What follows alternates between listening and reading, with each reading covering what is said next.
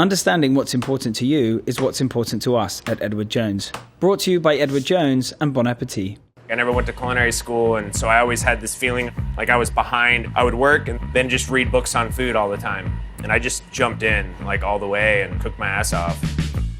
At FT, we source everything within 300 miles. That's our own rule that we have established. A lot of my cooking could come back to kind of some resemblance of Mediterranean influence. A lot of the techniques that I get drawn to are ones that they've used in the old world.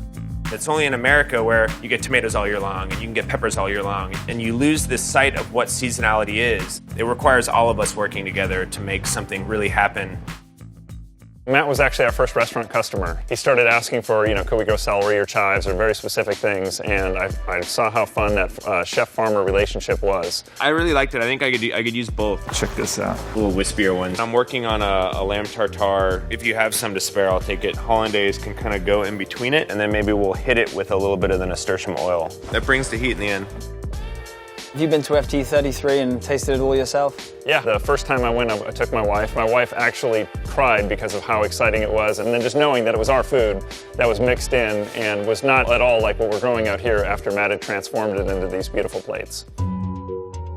I get the ingredients and then work on a dish. You look at fennel, and a lot of people will just take the bulb, and that's what they think about. Well, I'm looking at the stalk and the frond. How can we take these apart and then bring them back together in something that makes sense? It's an ever-evolving process.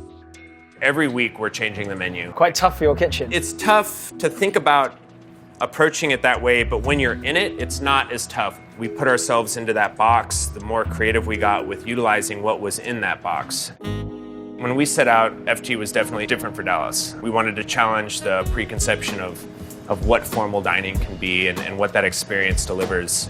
I want to challenge you a little bit, but at the end of the day, I want the food to be delicious and it to be approachable.